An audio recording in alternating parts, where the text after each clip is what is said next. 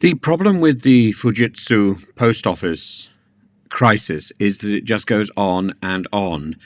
So today we learn that Fujitsu has been awarded £1.4 billion of contracts by HMRC, Revenue and Customs. It's simply shocking, given the fact that we have known about Fujitsu's involvement in the post office scandal for quite some time. And yet we're throwing good money after bad. The post office crisis is far from over. The ex-Fujitsu boss, Roger Gilbert's revelations, which came to light, I think, yesterday, are shocking. And he's expressed shock that the post office has behaved so badly. There's a story appearing about the post office continuing to hound and bully postmasters and postmistresses for payments over supposed accounting regularities, even last month. £10,000 here, £10,000 there. People having their lives destroyed by this appalling organisation. Roger Gilbert talks of people being assured, or talks about being assured himself, that the post office was handling the prosecutions competently and honestly, his words, competently and honestly. And I'm afraid, his excuse is, well, he didn't know. His excuse is he didn't know. And yet at the same time, he profited grandly from his time as Fujitsu boss, as did so many others, going on freebies and jaunts off to the Bahamas and so on. But he claims he didn't know the details. He's only just finding out now, so not a fan of private eye then. I mean, who do you believe now? The post office has been proven again and again to lie, again and again. Or the local post mistress, who is the pillar of the local community, who is still being hounded by the post office for back payment of accounting irregularities. Kevin Hollingrake, the Minister for the Post Office, has had meetings with Alex Chalk, the Justice Minister, to discuss various challenges to plans for legislation to exonerate the post office victims en masse. Well, it turns out that the judiciary and Alex Chalk, in so many ways, they have other plans.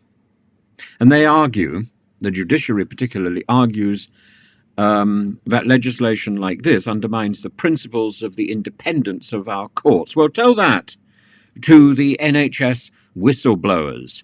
And at the same time, maybe you should tell that to Jeremy Hunt, who seems to be hand in glove with senior members of the judiciary. Independence? Well, it sounds like a convenient illusion, doesn't it, at times? An illusion, but still a principle that we should be upholding. And if we uphold it in one case, we should be upholding it in the other.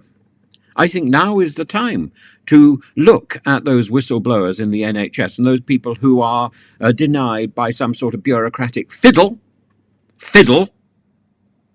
from getting their cases heard, or who are denied because of some sort of paper shuffling by the people right at the top of government from getting their cases heard.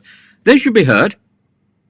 They should be heard, because you can't claim the independence of the judiciary and still have people fiddling around from government, because these stories leak right the way up to the top of the ministerial tree.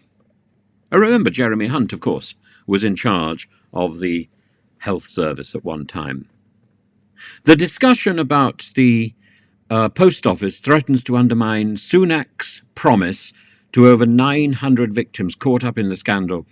And I would hope that in Sunak's promise, this would also include the franchise version of the post offices caught up in supermarkets, as well as the people caught up in the early capture chaos. All post office chaos.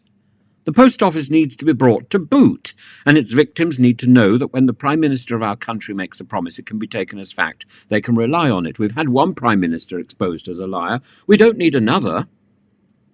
The Prime Minister was clear, said Alex Chalk. Let's keep him to those words. Clear that we will introduce primary legislation that will exonerate those impacted by the historic Horizon scandal. And Christopher Hodges, chair of the government-appointed Horizon Compensation Advisory Board, says that people expect to be compensated, they expect this to be done, they expect it to be done fast, but the method, he says, is another matter. Now, this is where Dame Sue Carr, the Lord Chief Justice, says it's for the courts to make judicial decisions. Well, of course it is. When the rule of law has to be confronted in this context, she says, then I will confront it. Well, then maybe the solution is for her to get her enarmined finger out and ensure some speed of purpose and some actual justice rather than lots of words and hot air. Because at the moment, this is all words and promises. Mike Schwartz, who's a solicitor acting for the sub-postmasters, says the sub-postmasters and mistresses have been given lots of promises by a lot of people over time, and they've not come to fruition. I mean, absolutely. What the government has announced is currently following a similar pattern. It's hot air. It's hot air, and it means absolutely nothing. And meanwhile, the courts claim, this is Sue Carr's lot, claim that 333 appeals, which are currently going through, should be overturned, like a handful of others that have already been overturned in the last few weeks because of corroborating evidence against the victims. That the problem really is that when the prosecution is so flawed and so based on something which is so perniciously flawed, and the post office is so demonstrably corrupted and soiled by this scandal, then all cases, whether there is corroborative evidence or not, should be dismissed on a matter of principle. And as for the £600,000 award on the basis of a quashed conviction first, that's pig's feed. First, the quashed conviction should just happen now. Then restitution should be assessed and should be implemented from the post office. They took the money. They used the money, what, for trips to the Bahamas with the Fujitsu lot? That money should be returned. Then compensation. But the process that we've got at the moment, conveniently for the government, conveniently for the judiciary, conveniently for the post office, conveniently for Fujitsu, compresses, conflates everything, while the real problem people who ensured this harm was done, preen and posture, giving evidence to committees and behaving as if they were simply responsible for a bureaucratic muddle. They have willfully ruined people's lives. Willfully ruined people's lives. And it's our job as a society to put those lives back together before we do anything else. Before we do anything else.